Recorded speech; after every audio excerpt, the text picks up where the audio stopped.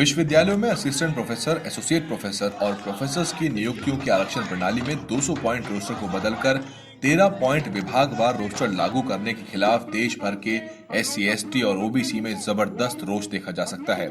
देश भर के अम्बेडकरवादी और बहुजन समाज के संगठन इस मांग को लेकर सड़कों पर उतरे हुए हैं। इस विषय पर अब तक हालांकि बसपा का कोई आधिकारिक बयान नहीं आया है, लेकिन राजस्थान की करौली विधानसभा से बसपा के विधायक और राजस्थान विधानसभा में बसपा विधायक दल के नेता लाखन सिंह मीणा ने भारत के प्रधानमंत्री नरेंद्र मोदी को चिट्ठी लिखकर 200 पॉइंट रोस्टर प्रणाली को दोबारा लागू करने के लिए अध्यादेश लाने की मांग की है।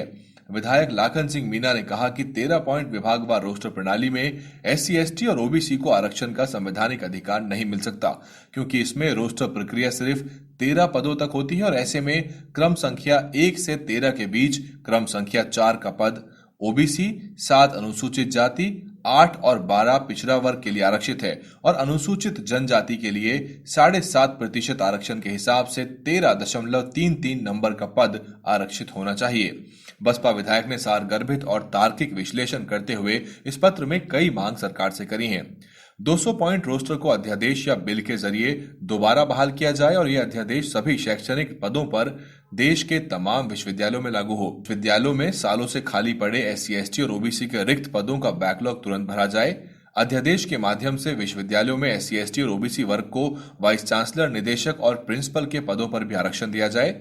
रोस्टर प्रक्रिया में पदों के क्रम संख्या के निर्धारण में बदलाव किया जाए और प्रथम पद अनुसूचित जाति, दूसरा पद अनुसूचित जनजाति और तीसरा, 7वां और 11वां पद अन्य पिछड़ा वर्ग के लिए आरक्षित किया जाए।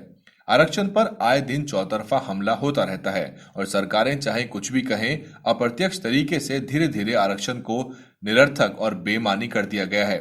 देश भर में बहुत से संगठन धरना प्रदर्शन कर रहे हैं और सड़कों पर उतरे हुए हैं, लेकिन अब तक इसमें बसपा की कोई सक्रिय भागीदारी देखने को नहीं मिली। बताना जरूरी होगा कि चुनाव से कुछ हफ्ते पहले ही समस्त बहुजन समाज को एक बड़ा मुद्दा मिल गया है, जिसके जरिए एससी, एसटी और ओबीसी को एकजुट, एकत्रित और संगठित किया जा सकता है। लेकिन बावजूद इसके बसपा इस वाजिब मुद्दे की लड़ाई में नेतृत्व करती नहीं नजर आ रही।